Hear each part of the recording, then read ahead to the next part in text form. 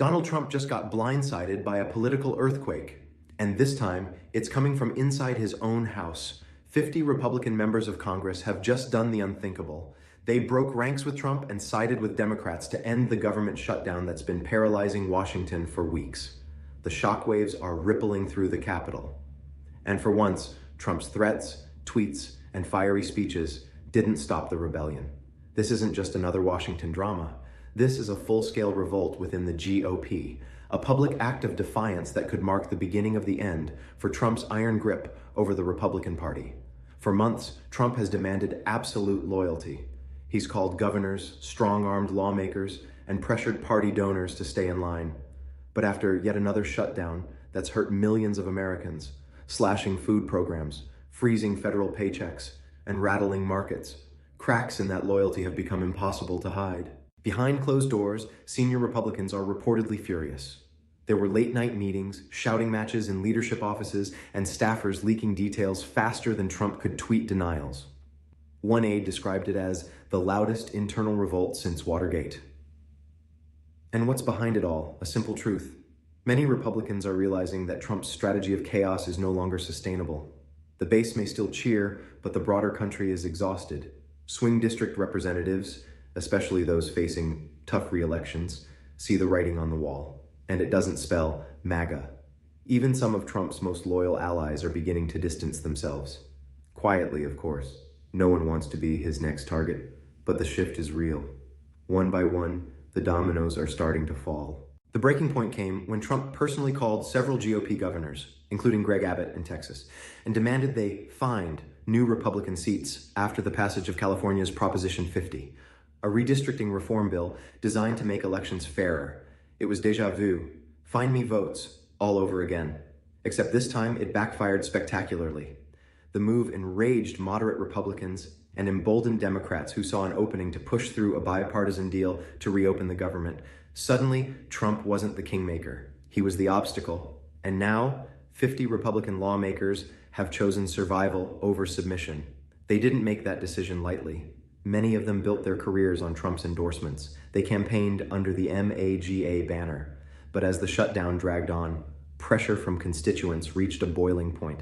Families were missing paychecks, farmers were losing subsidies, small businesses were collapsing under federal delays. So when Trump doubled down, insisting the shutdown was a necessary stand for America's future, even his allies started to question his judgment. One Republican senator reportedly told colleagues, "He's playing with fire, and we're the ones getting burned." Meanwhile, Democrats seized the moment. They framed the revolt not just as a policy disagreement, but as a moral awakening. Republicans finally standing up for governance over grievance.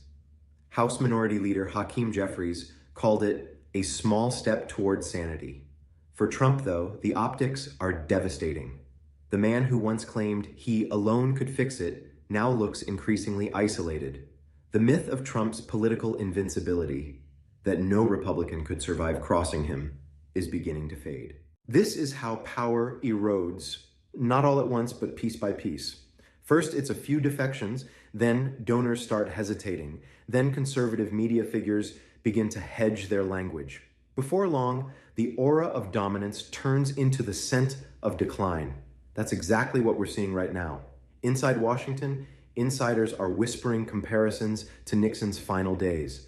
The paranoia, the dwindling allies, the sense that the emperor's shield of fear is cracking. The difference is Trump still has a massive base, and they're furious. Social media is already ablaze with cries of betrayal and deep state sabotage. The MAGA movement isn't going quietly, but the bigger question isn't about the base. It's about the party. What happens when half the GOP decides that sticking with Trump is political suicide? That's where this gets historic. The Republican Party hasn't faced a split like this in modern history. Not since the Goldwater era have so many members turned against their own leader while still in power. The civil war inside the GOP is no longer theoretical. It's happening in real time. And make no mistake, this showdown could be the spark that burns through the Republican coalition Trump built, because this isn't just about government funding. It's about control over the future of the Republican Party, over its message, and over whether it continues to define itself by one man's grievances or by a coherent political vision. Meanwhile, Democrats are standing back, watching their opponents tear each other apart.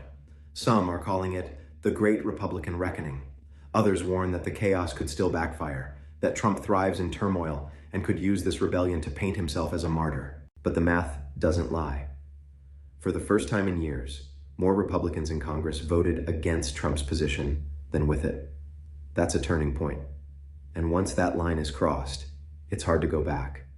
Trump's team is scrambling to regain control. They're calling defectors traitors, floating primary challenges, and flooding conservative media with spin. Yet behind the scenes, even his closest advisors admit the momentum has shifted. The fear that once kept Republicans silent is weakening. The loyalty that once held the party together is dissolving. What's left is uncertainty, an opportunity. As 2024 looms, this rebellion could reshape everything.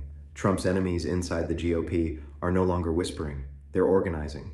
The question is whether this revolt grows into a full-scale mutiny or fizzles under pressure. But one thing is clear. Donald Trump has finally met resistance from within his own ranks, and it's not going away quietly. 50 Republicans just stood up to Trump.